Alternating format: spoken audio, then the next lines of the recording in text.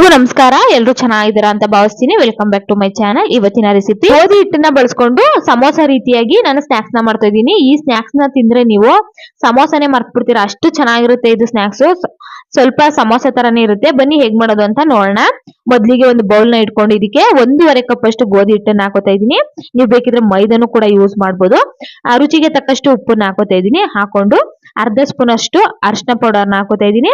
ಮತ್ತೆ ಕೊತ್ತಂಬರಿ ಸೊಪ್ಪನ್ನ ಹಾಕೋತಾ ಇದೀನಿ. ಚಿಕ್ಕ ಚಿಕ್ಕದಾಗಿ ಕಟ್ ಮಾಡಿ ಹಾಕೊಳ್ಳಿ. ಹಾಕೊಂಡು ಒಂದ್ಸಲ ಚೆನ್ನಾಗಿ ಡ್ರೈ ಮಿಕ್ಸ್ ಮಾಡ್ಕೋಬೇಕಾಗುತ್ತೆ. ನೋಡ್ತಾ ಇರ್ಬೋದು ಈ ರೀತಿಯಾಗಿ ಡ್ರೈ ಮಿಕ್ಸ್ ಮಾಡ್ಕೊಂಡ್ಮೇಲೆ ಇದಕ್ಕೆ ಇವಾಗ ಸ್ವಲ್ಪ ಸ್ವಲ್ಪ ನೀರನ್ನ ಸೇರಿಸ್ಕೊಂಡು ನಾವು ಚಪಾತಿ ಹಿಟ್ಟನ್ನೆಲ್ಲ ಯಾವ ರೀತಿ ಕಲಿಸ್ತೀವೋ ಆ ರೀತಿಯಾಗಿ ಕಲಸಿಟ್ಕೊಳ್ಳಿ. ಇದನ್ನ ಒಂದ್ 15 ನಿಮಿಷ ನೆನೆದಕ್ಕೆ ಬಿಟ್ಬಿಡೋಣ. ಒಂದು ಪ್ಯಾನ್ ನ ಇಟ್ಕೊಂಡಿದೀನಿ. ಇದಕ್ಕೆ 2 ಟೇಬಲ್ ಸ್ಪೂನ್ ಅಷ್ಟು ಎಣ್ಣೆನ ಹಾಕೋತಾ ಇದೀನಿ. ಎಣ್ಣೆ ಬಿಸಿ ಆದ್ಮೇಲೆ ಇದಕ್ಕೆ ಒಂದ್ ಸ್ಪೂನ್ ಅಷ್ಟು ಜೀರಿಗೆನ ಹಾಕೋತಾ ಇದೀನಿ. ಜೀರಿಗೆನು ಸಹ ಚಿಟಪಟ ಅಂತ ಸಿಡಿಬೇಕು. ಅರ್ಧ ಸ್ಪೂನ್ ಅಷ್ಟು ಸಾಸಿವೆನ ಹಾಕೋತಾ ಇದೀನಿ. ಸ್ವಲ್ಪ ಕರಿಬೇವಿನ ಸೊಪ್ಪನ್ನ ಹಾಕೊಳ್ಳಿ. ಮತ್ತೆ 4 ಬೆಳ್ಳುಳ್ಳಿನ ಸಿಪ್ಪೆ ತೆಗೆದು ಚೆನ್ನಾಗಿ ಚಿಕ್ಕ ಚಿಕ್ಕದಾಗಿ ಕಟ್ ಮಾಡಿ ಹಾಕೊಳ್ಳಿ. ಮತ್ತೆ 2 ಹಸಿರು ಮೆಣಸಿನಕಾಯಿನ ಕಟ್ ಮಾಡಿ ಹಾಕೋತಾ ಇದೀನಿ. ಇಷ್ಟನ್ನು ಸಹ 2 ನಿಮಿಷ ಚೆನ್ನಾಗಿ ಫ್ರೈ ಮಾಡ್ಕೊಳ್ಳಿ. ಹೈ ಫ್ಲೇಮ್ ಅಲ್ಲಿ ಇಟ್ಕೊಂಡು ಫ್ರೈ ಮಾಡ್ಕೋಬೇಕಾಗುತ್ತೆ. ಇದು ಫ್ರೈ ಆದ್ಮೇಲೆ ಇವಾಗ ಒಂದು ಈರುಳ್ಳಿನ ಚಿಕ್ಕ ಚಿಕ್ಕದಾಗಿ ಕಟ್ ಮಾಡಿ ಹಾಕೋತಾ ಇದೀನಿ. ಇದನ್ನು ಸಹ ನಾವು ಅಷ್ಟೇನೆ ಚೆನ್ನಾಗಿ ಫ್ರೈ ಮಾಡ್ಕೋಬೇಕಾಗುತ್ತೆ.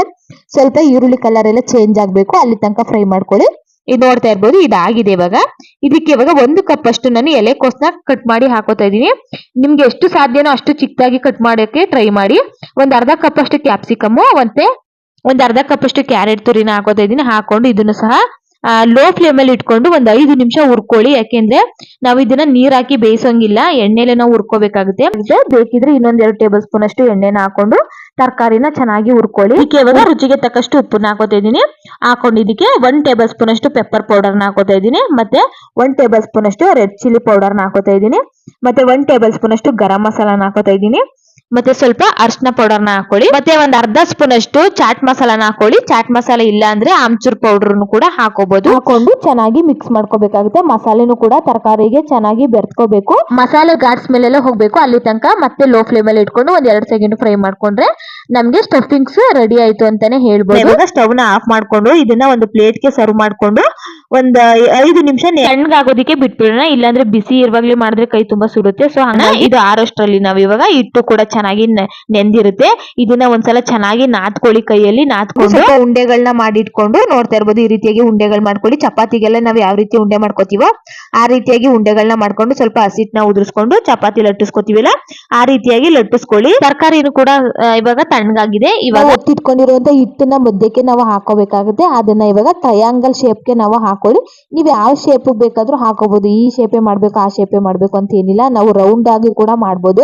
ಎಡ್ಜಸ್ ಅಲ್ಲಿ ಇರೋ ಹಿಟ್ಟನ್ನ ನಾನು ಇವಾಗ ನೋಡ್ತಾ ಇರ್ಬೋದು ಈ ರೀತಿಯಾಗಿ ನಾನು ಕವರ್ ಮಾಡ್ಕೋತಾ ಇದ್ದೀನಿ. ನಾನು ಇಲ್ಲಿ ವಿಡಿಯೋದಲ್ಲಿ ಯಾವ ರೀತಿ ತೋರಿಸ್ತಾ ಇದ್ದೀನೋ ಆ ರೀತಿನೇ ಮಾಡ್ಕೊಳ್ಳಿ. ತುಂಬಾ ಚೆನ್ನಾಗಿ ಬರುತ್ತೆ. ನೋಡ್ತಾ ಇರ್ಬೋದು ಎಷ್ಟು ಚೆನ್ನಾಗಿ ಟ್ರಯಾಂಗಲ್ ಶೇಪ್ ಬರ್ತಾ ಇದೆ ಅಂತ.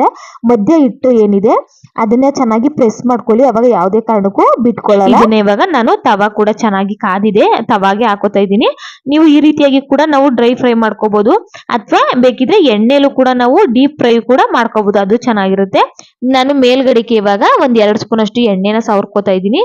ಸವರ್ಕೊಂಡು ಮತ್ತೆ ಮಗ್ಚಾಕಿ ನಾನು ಬೇಯಿಸ್ಕೊತಾ ಇದ್ದೀನಿ. ನೋಡ್ತಾ ಇರ್ಬೋದು ಕಲರ್ ಯಾವ ರೀತಿಯಾಗಿ ಬಂದಿದೆ ಅಂತ ಹೇಳಿ. ತುಂಬಾನೇ ಚೆನ್ನಾಗಿ ಕಲರ್ ಬರುತ್ತೆ. ಟೇಸ್ಟ್ ಕೂಡ ಅಷ್ಟೇನೆ ತುಂಬಾ ಚೆನ್ನಾಗಿರುತ್ತೆ. ಒಂದ್ಸಲ ಟ್ರೈ ಮಾಡಿ. ಈ ರೀತಿಯಾಗಿ ನೀವು ತಿಂದ್ರೆ ಸಮೋಸಾನೇ ತಿನ್ನೋದ್ ಬೇಡ ಅಂತ ಅನ್ಸ್ಬಿಡುತ್ತೆ.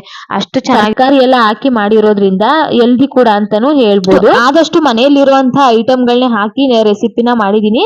ಸಿಂಪಲ್ ಆಗಿ ಮಾಡ್ಕೋಬಹುದು ಮನೇಲಿ. ಗೋಧಿ ಹಿಟ್ಟಿನ ಸಮೋಸ ಏನಾದ್ರೂ ನಿಮ್ಗೆ ಇಷ್ಟ ಆಗಿದ್ರೆ ಲೈಕ್ ಮಾಡಿ, ಶೇರ್ ಮಾಡಿ, ಕಮೆಂಟ್ ಮಾಡಿ. ಮತ್ತೆ ಸಿಗ್ತೀನಿ ಮುಂದಿನ ವಿಡಿಯೋ ಜೊತೆ.